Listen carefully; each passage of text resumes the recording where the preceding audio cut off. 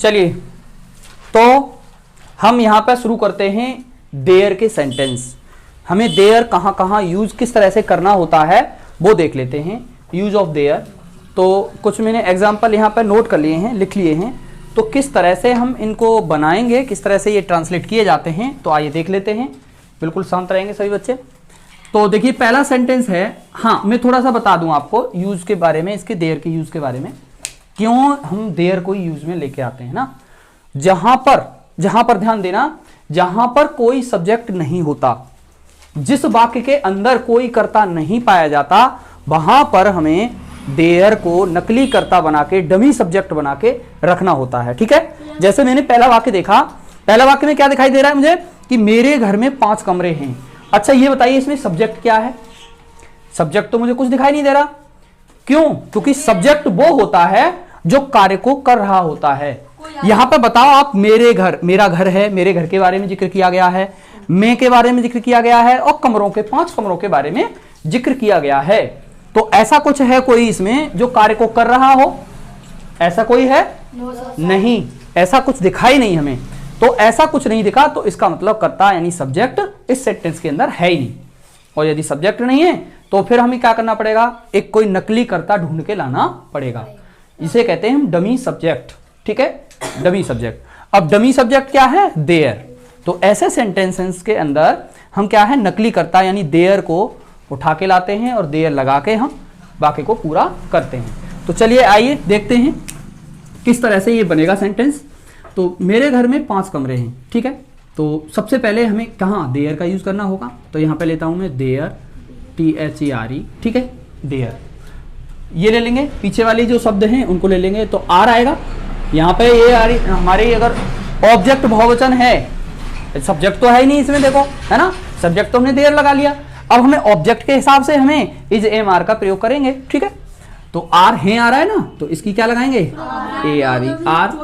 तो there are 5 rooms, तो 5 और ROOMS, क्योंकि 5 हैं कमरे तो हमें प्लूरल है ये, है ना, प्लूरल है, बहुवचन है, तो एस लगा के चलेंगे इसमें।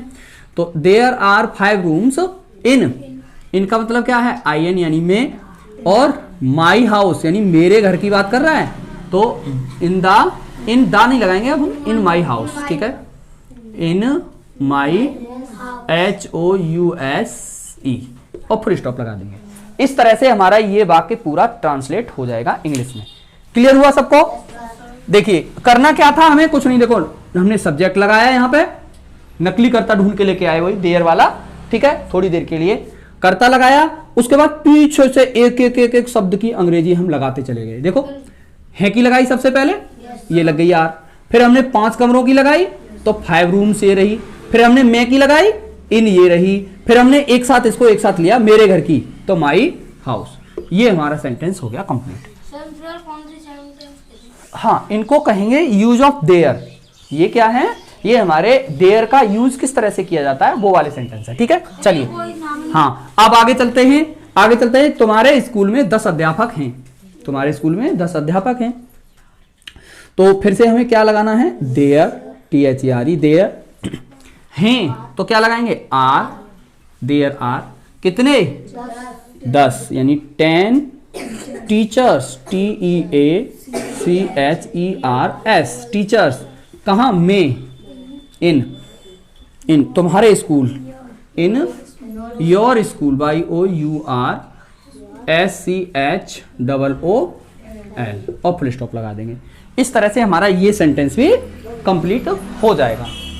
तो समझ में आ रहा होगा सभी बच्चों को?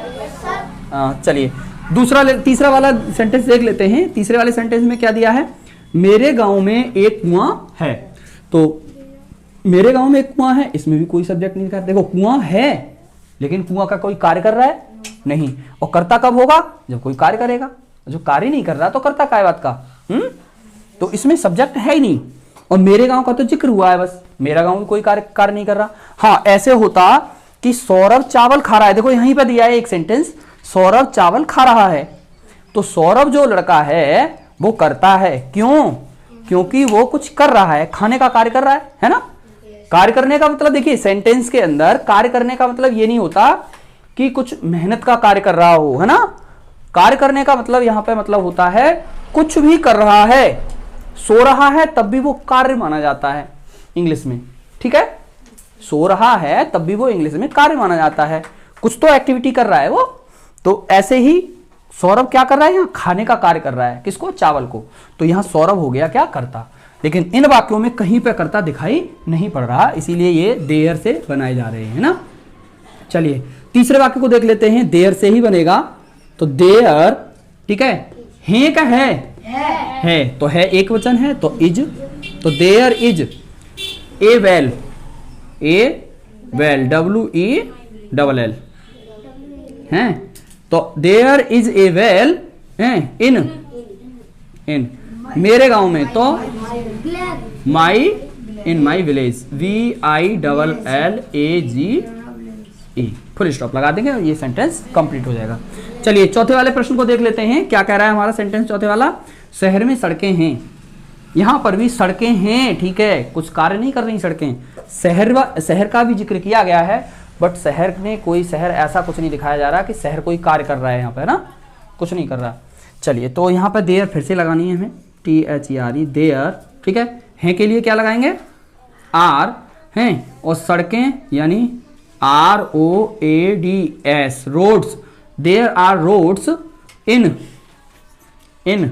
द, शहर की क्या है, सिटी, और फुल स्टॉप लगा देंगे। ये सेंटेंस हमारा कंप्लीट हो जाएंगे इस तरह से। लास्ट बचा है आखिरी, जो बहुत परेशान करता है ये सेंटेंस नहीं, इस सेंटेंस में जो चीजें हैं वो बहुत ज्यादा परेशान करती हैं किसान लोगों को, है ना, बीजेपी सरकार में।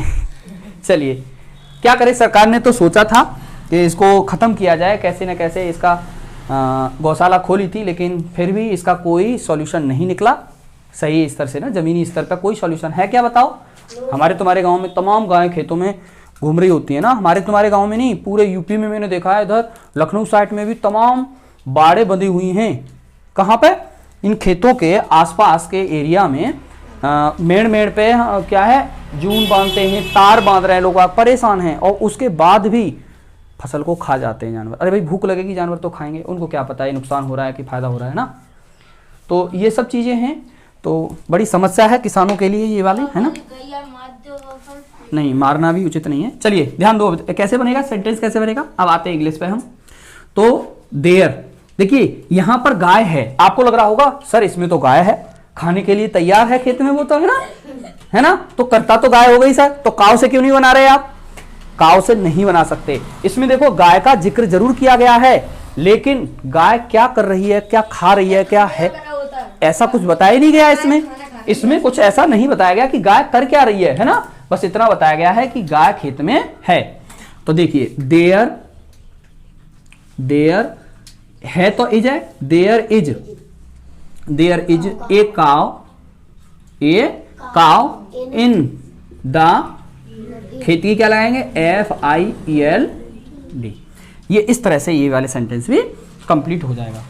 तो आई होप देयर का यूज अच्छे से समझ में आ गया होगा तुम लोगों को, सबको आ गया, अब भूलोगे तो नहीं। चलिए तो एक सेंटेंस में दे रहा हूं आपको, इसको आप तुरंत बना के दिखाएं, ठीक है। और जो ऑनलाइन वीडियो देख रहे हैं बच्चे यूट्यूब पे, वो कमेंट बॉक्स में इसको टाइप करके बताएंगे कि ये वाला सेंटेंस किस तरह से बनेगा, ठीक है। देयर का यूज है इसमें, लेकिन बनाएंगे किस तरह से, ठीक है। चलिए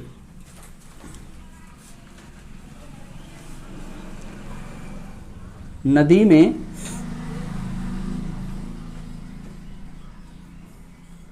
मछली है, नदी में मछली है। चलिए इसको बनाइए, कमेंट करिए।